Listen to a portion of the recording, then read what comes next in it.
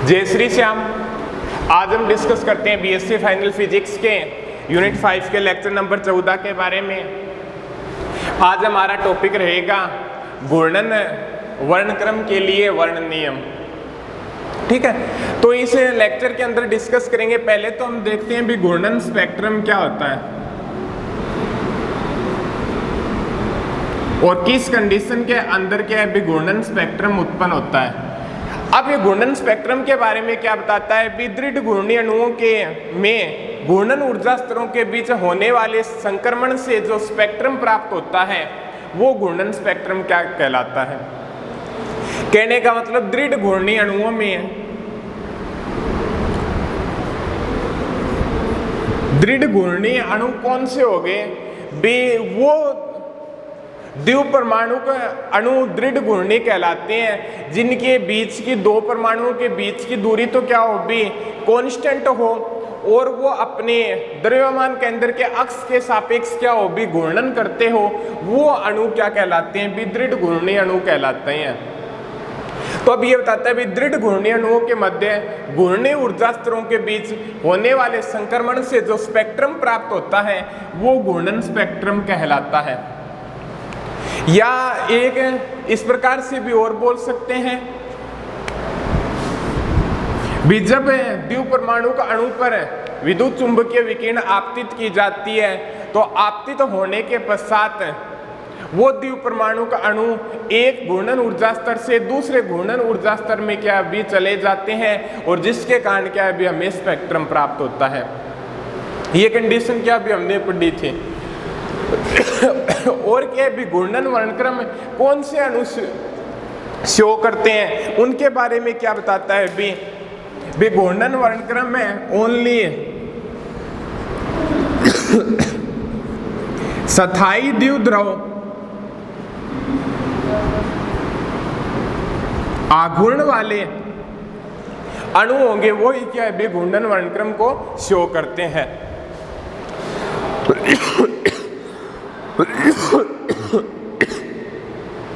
ठीक है, स्थायी द्विध्रुव आघूर्ण का मीन्स क्या होगा भी पी की वैल्यू क्या होनी चाहिए भी आपके सामने होनी चाहिए और जहां पे ठीक है और स्थायी द्विध्रुव आघूर्ण के कारण क्या भी दोनों परमाणुओं के बीच क्या भी कुछ न कुछ दूरी होगी जिसके कारण क्या भी कांस्टेंट रहेगा।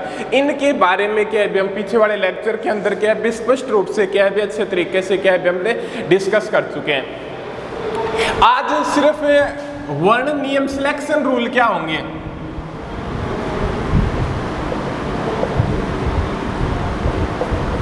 ओनली सिलेक्शन रूल के ऊपर चर्चा करेंगे। सिलेक्शन रूल क्या होते हैं भी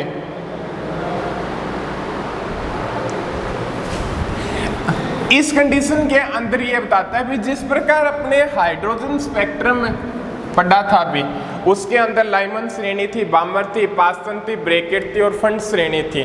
ठीक है, हमने कौन सा स्पेक्ट्रम पढ़ा था भी हाइड्रोजन स्पेक्ट्रम पढ़ा था।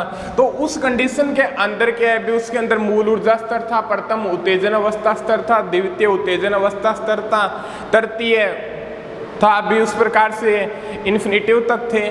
तो उस कंडीशन के अंदर क्या है भी वहां पे तो जो ऊर्जा के मध्य जो डिफरेंस था भी वहां पे दूसरे से पहले में भी आ सकते थे, तीसरे में पहले में से भी आ सकते थे, चौथे में पहले में आ सकते थे, पांचवें में से पहले में आ सकते थे। बट इस प्रकार की कंडीशन के अंदर ऐसा दृढ़ घूर्णी अणुओं के स्पेक्ट्रम के अंदर नहीं होता या घूर्णन स्पेक्ट्रम के अंदर इस प्रकार की कंडीशन नहीं होती है। इसके अंदर सिर्फ एक कंडीशन होती है, वो कंडीशन क्या होती है भी घूर्णन वर्णक्रम क्या है भी सिर्फ उनके लिए अप्लाई होते हैं। घूर्णन वर्णक्रम क्या है भी सिर्फ उन कंडीशनों के लिए अप्लाई होते हैं जिनमें क्या होता है भी घूर्णन क्वांटम संख्या का डिफरेंस क्या होता है भी +-1 होता है।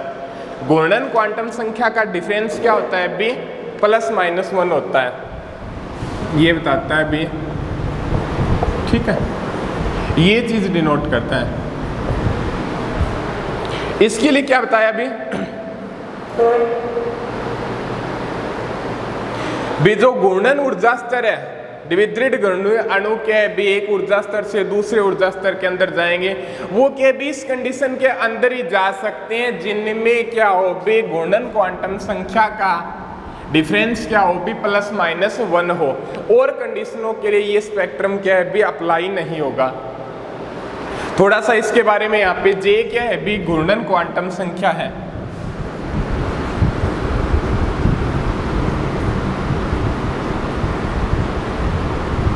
जिसकी वैल्यू होती है भी 0 1 2 3।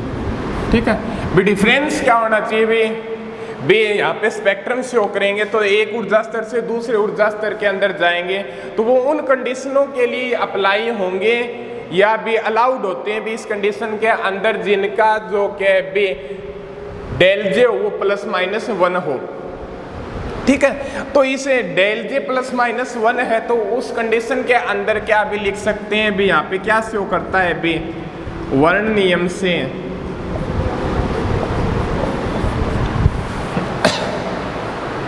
डेल जे -1 हो या डेल जे +1 हो। डेल जे -1 क्या शो करता है भी संक्रमण फोटोन ऊर्जा के उत्सर्जन और यहां पे संक्रमण फोटोन ऊर्जा के अवशोषण को शो करता है। ठीक है अब इस कंडीशन के अंदर ये बताता है भी अब ठीक है भी वहाँ पे क्या है भी आवर्ती की संख्या ज्ञात करेंगे, तरंग संख्या की ज्ञात करेंगे और स्पेक्ट्रम क्या शो करेंगे। फर्स्ट कंडीशन के अंदर क्या बताता है भी घूर्णन स्पेक्ट्रम के लिए वर्ण नियम के अंदर जो सिलेक्शन रूल होंगे भी घूर्णन ऊर्जा स्तरों के बीच जो संक्रमण होगा एक ऊर्जा स्तर से दूसरे ऊर्जा स्तर के अंदर जाने में तो वहाँ पे जो डिफरेंस होगा वो क्या है भी डेल जे =±1 होना चाहिए। ठीक है इसके अलावा क्या है भी कंडीशन अप्लाई नहीं होगी। इसके जो इसको अकॉर्डिंग क्या है भी हमें यहाँ पे स्पेक्ट्रम के अंदर आपको अच्छे तरीके से समझाने का क्या है भी प्रयास करेंगे। अब उसके अंदर ये बताता है भी जो घूर्णन वर्णक्रम होगा आपका घूर्णन वर्णक्रम वो आपका हमेशा क्या होता है भी अवशोषण प्रकृति का होगा। अवशोषण प्रकृति का होगा। ठीक है घूर्णन वर्णक्रम होगा जो आपका क्या होगा भी एक अवशोषण प्रकृति का होगा क्योंकि इसके अंदर क्या बताता है भी जो अपने क्या भी घूर्णन ऊर्जा स्तरों की वैल्यू को फाइंड किया था भी यहाँ पे जो एनर्जी की वैल्यू को फाइंड किया था भी अपने जो स्पेक्ट्रम प्राप्त किया था तो नीचे वाले की क्या भी एनर्जी लोवेस्ट थी, फिर ऊपर वाले की एनर्जी क्या भी ज़्यादा थी, फिर उससे ऊपर वाले की एनर्जी क्या भी ज़्यादा थी, फिर उससे ऊपर वाले की एनर्जी क्या थी भी ज़्यादा थी। भी वहाँ पे इस प्रकार से हमने भी वो कंडीशन अप्लाई की थी भी J = 0, J = 1, J = 2, J = 3 था। तो यहाँ से क्या भी निम्न ऊर्जा स्तर से क्या भी उच्च ऊर्जा स्तर के अंदर क्या भी जाते हैं। भी J = 0 के अकॉर्डिंग क्या भी एनर्जी कम थी, फिर J = 1 के अकॉर्डिंग क्या भी एनर्जी ज़्यादा थी, J = 2 के अकॉर्डिंग क्या भी फिर उससे ज़्यादा एनर्जी थी। तो इसके अंदर ये बताता है भी 0 से क्या भी 1 की तरफ क्या है भी जो दृढ़ घूर्णनीय अणु जाएंगे तो इस ऊर्जा स्तर के अंदर जाने के लिए वो कुछ न कुछ ऊर्जा का क्या करेंगे भी अवशोषण करेंगे। तो इसके कारण हम बोलते हैं भी घूर्णन वर्णक्रम हमेशा क्या प्रदर्शित करेगा भी अवशोषण प्रकृति का होगा। मीन्स नीचे वाले निम्न ऊर्जा स्तर से क्या है भी उच्च ऊर्जा स्तर के मध्य क्या है भी घूर्णन स्पेक्ट्रम प्राप्त होगा। ठीक है क्लियर हो गया भी अवशोषण प्रकृति का क्यों मानना है। अब उसके बारे में ये बताता है भी इस कंडीशन के अंदर क्या होगा।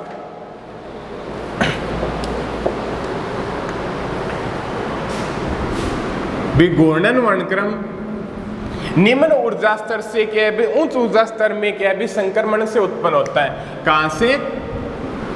निम्न ऊर्जा स्तर से ऊंचे ऊर्जा स्तर में संक्रमण से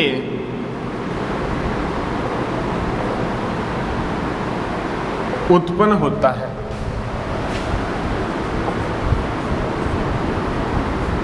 ठीक है, घूर्णन वर्णक्रम के किस कंडीशन के अंतर उत्पन्न होगा भी निम्न ऊर्जा स्तर से उच्च ऊर्जा स्तर में संक्रमण से क्या होगा भी उत्पन्न होता है। अब यदि क्या भी कोई दृढ़ घूर्णी अणु निम्न ऊर्जा स्तर से उच्च ऊर्जा स्तर में जाता है तो उस कंडीशन के अंदर कितनी ऊर्जा का अवशोषण होता है, तो इसके अकॉर्डिंग लिख सकते हैं भी J से J+1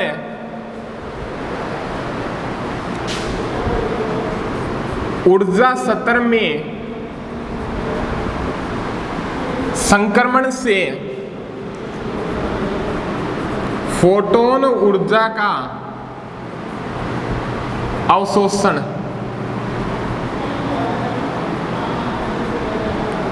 ठीक है, कहने का मतलब भी घूर्णन स्पेक्ट्रम के अंदर कौन सी कंडीशन के ऊपर अप्लाई होंगे जहां पे क्या है J इक्वल टू क्या हो भी +-1 हो।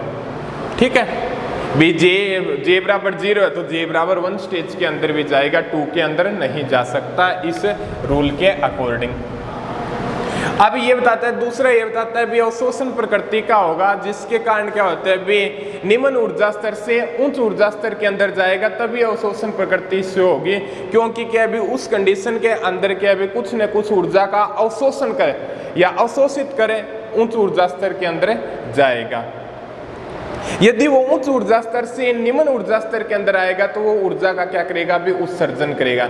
बट यहाँ पे क्या होता है भी अवशोषण प्रकृति का होता है, तो वो निम्न ऊर्जा स्तर भी J बराबर 0 पे कुछ ऊर्जा का अवशोषण करेगा, फिर क्या है भी वो ऊपर वाली स्टेज के अंदर चला जाएगा।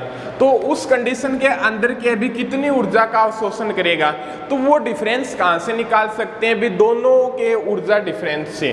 भी J बराबर 1 के अंदर कितनी ऊर्जा होगी भी इसके अंदर कितनी ऊर्जा है और इसके अंदर के भी कितनी ऊर्जा है, दोनों के बीच का डिफरेंस होगा ऊर्जा का, वही क्या होगा भी उतनी ऊर्जा का क्या करेगा भी अवशोषण करेगा। तो वो ऊर्जा डिफरेंस कहाँ से निकालेंगे भी डेल EJ और ये क्या हो जाएगा भी EJ+1 माइनस EJ, यही होगा। EJ की वैल्यू क्या होती है भी अपने डिराइव की थी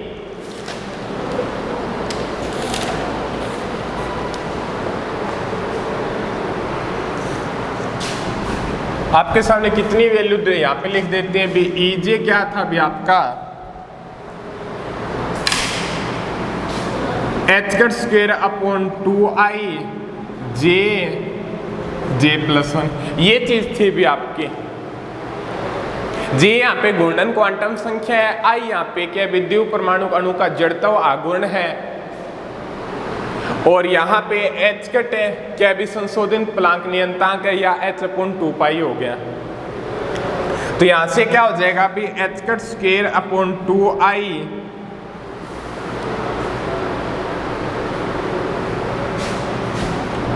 J+1 और यहाँ पे J की जगह J+1 करेंगे तो ये J+2 हो जाएगा माइनस h²/2i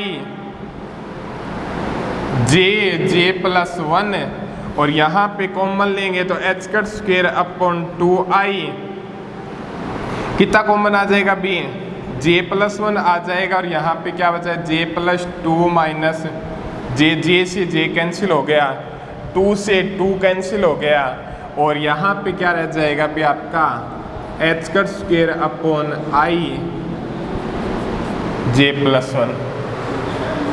ठीक है,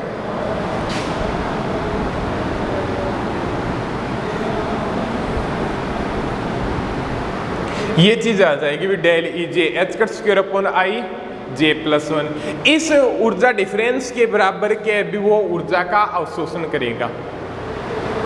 ठीक है, अब यहां से क्या भी उसकी आवर्ती कैसे निकालेंगे भी इतनी ऊर्जा का अवशोषण करेगा तो उसकी आवर्ती क्या होगी।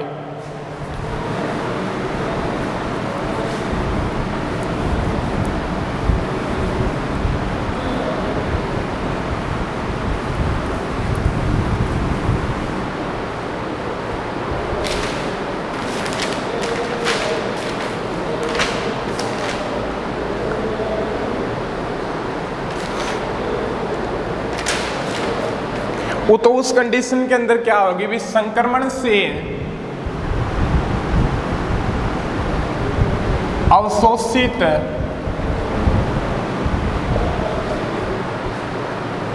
फोटोन ऊर्जा की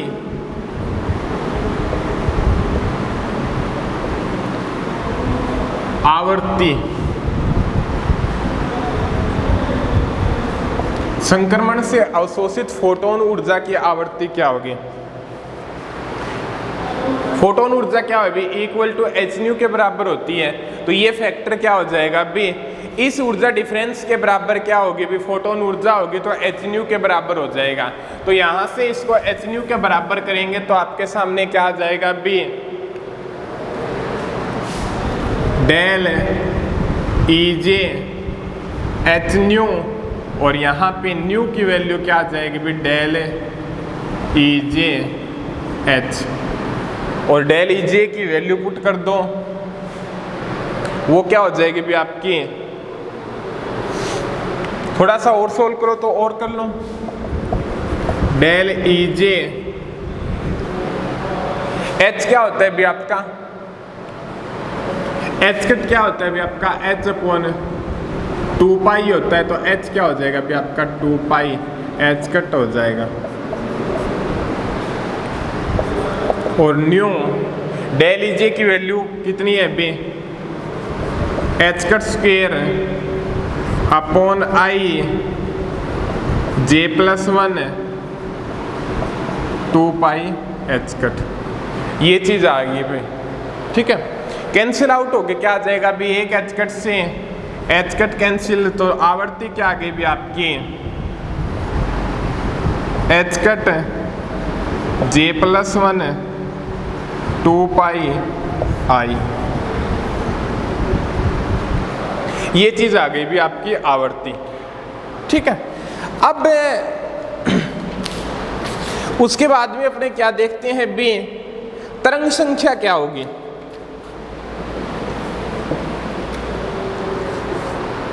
तरंग संख्या क्या होगी, तरंग संख्या किस प्रकार से निकालेंगे बी,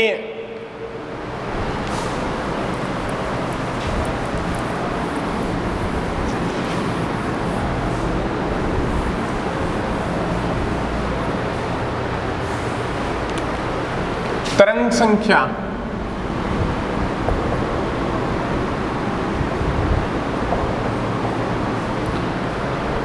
तरंग संख्या के अंदर क्या होता है बी,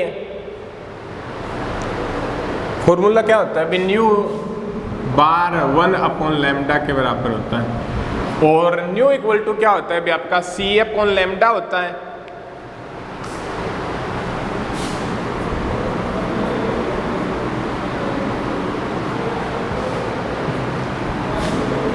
न्यू अपॉन सी, ये क्या हो जाएगा अभी आपका 1 अपॉन लैम्डा हो जाएगा, यही होगा।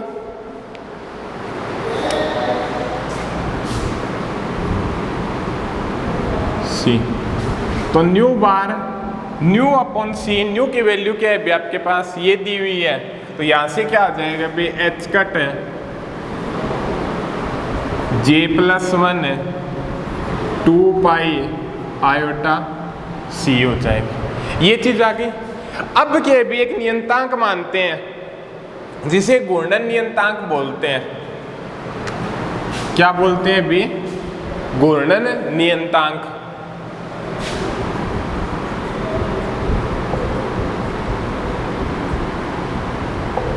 बी से डिनोट करते हैं, इसकी वैल्यू होती है भी एच कट अपॉन 4 पाई आई सी, एच कट अपॉन 4 पाई आई सी। तो यहाँ पे बी की टर्म के अंदर चेंज करेंगे तरंग संख्या को, तो यहाँ से क्या है बी 4 पाई आई सी, नीचे 2 से मल्टीप्लीकेशन, ऊपर 2 से मल्टीप्लीकेशन, तो ये हो जाएगा भी 2b जे प्लस 1, ये चीज आ जाएगी भी तरंग संख्या के रूप में। ठीक है, हो गया क्लियर आपका। अब उसके बाद में एक तो ये टर्म प्राप्त हो गई भी आपकी nu bar equal to 2b J plus 1, इस तरंग संख्या की क्या है भी आपके साथ में निम्न ऊर्जा स्तर से उच्च ऊर्जा स्तर के अंदर जाएगा तो स्पेक्ट्रम प्राप्त होगा। अब यदि अपने जो एनर्जी के फैक्टर है यदि घूर्णन नियतांक के रूप में लिखें, घूर्णन ऊर्जा स्तर की ऊर्जा घूर्णन नियतांक के पद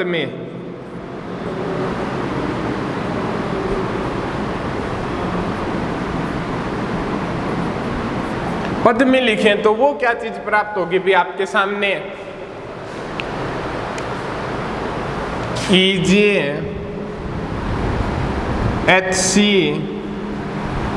B और J+1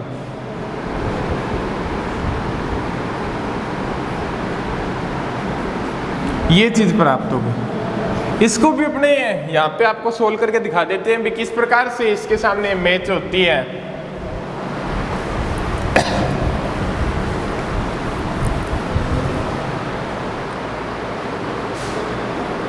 यहां से एक चीज आपके सामने आ जाएगी, वो क्या होगी भी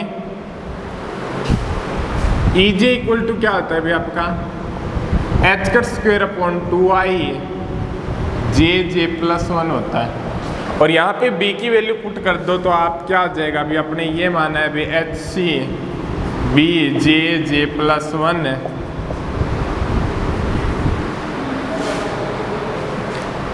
H को क्या लिख सकते हैं, H कट अपॉन क्या होता है भी H/2π होता है।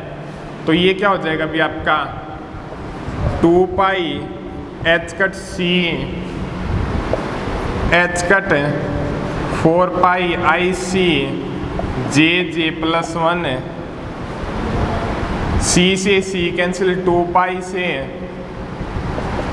4π हो गया H²/2i J+1 ये हो गई भी EJ की वैल्यू। यही होता है भी आपका घूर्णन ऊर्जा स्तर की ऊर्जा। तो इसको क्या है भी घूर्णन नियतांक की टर्म में क्या है भी इस प्रकार से भी क्या है भी डिनोट कर सकते हैं। अब जो घूर्णन वर्णक्रम प्राप्त होगा वो किस कंडीशन के अंदर प्राप्त होगा उसके बारे में हम चर्चा करते हैं। तरंग संख्या के रूप में यहाँ पे स्पेक्ट्रम को शो करेंगे।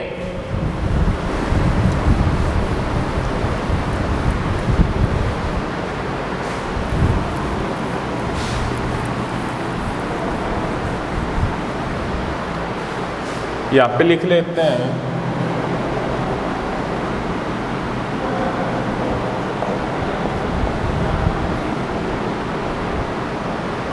निम्न ऊर्जा स्तर से उच्च ऊर्जा स्तर के अंदर जाता है तो ये स्पेक्ट्रम प्राप्त होता है।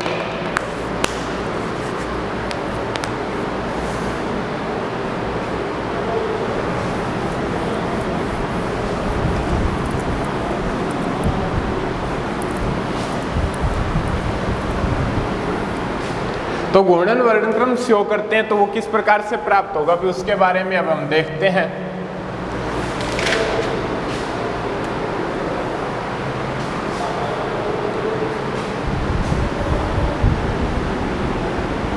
J=0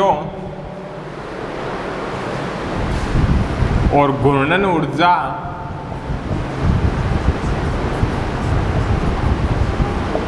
EJ ये थी। J=1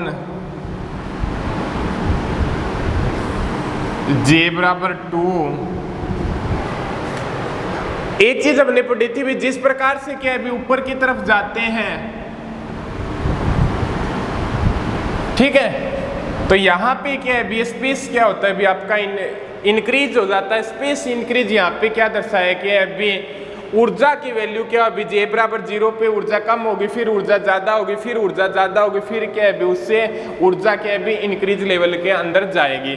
और जहाँ पे ऊर्जा अंतराल के कारण क्या है भी यहाँ पे ऊर्जा डिफरेंस कम है तो इसका ऊर्जा अंतराल स्पेस कम दिया गया है। यहाँ पे ऊर्जा डिफरेंस ज्यादा है तो यहाँ पे स्पेस ज्यादा दिया गया है। यहाँ पे क्या है भी ऊर्जा डिफरेंस उससे ज्यादा है तो वहाँ पे स्पेस क्या है भी उससे ज्यादा दिया गया है।